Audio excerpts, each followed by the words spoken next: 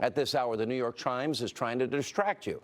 They have a story that Trump wanted Mueller fired sometime last June. Fox News opinion programming went through a remarkable progression after the New York Times reported on Thursday night that the president had tried in June of 2017 to fire the special counsel Robert Mueller.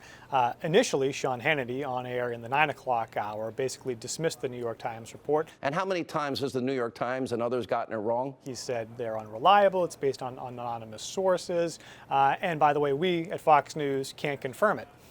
About 20 minutes after he first said that, he had Ed Henry on, the chief national correspondent for Fox News, who gave partial confirmation. One piece of it that I've been able to confirm tonight. Fast forward about another 20 minutes, and Sean Hannity is back on and saying, well, now Ed Henry can confirm that maybe the president wanted to fire Robert Mueller during that period, but hey, he's totally within his right. And oh, by the way, look at this awesome high-speed car chase. We have sources tonight just confirming to Ed Henry that, yeah, maybe Donald Trump wanted to fire the special counsel for conflict. Does he not have the right to raise those questions?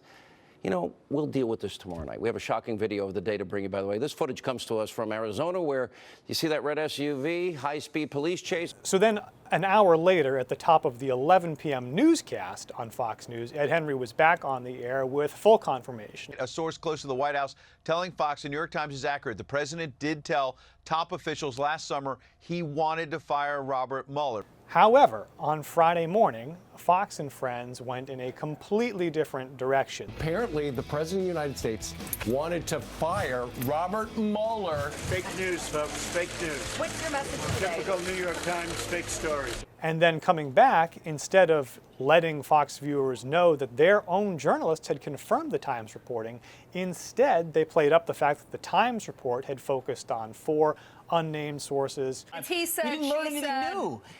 Yeah, he says it's fake news, so let's move on to talk about something that you all care about. That's the wall. From there, the subject was basically dropped. What you see here, and what you've seen at times in the past, is a really sharp contrast and contradiction between Fox News programming and opinion programming. They went a totally different direction and entirely disregarded their own network's journalism. They pretended that it didn't even exist, and they cast doubt on the veracity of something that Fox News journalists had said was true. That's a really striking thing, and it would seem to be a problem for the network because, yes, they have opinion hosts and news reporters who aren't going to present subjects in the same way. But again, we're not talking about a different take on the news or a different angle or a different spin. We're talking about undermining the credibility of what their own reporters had said was true.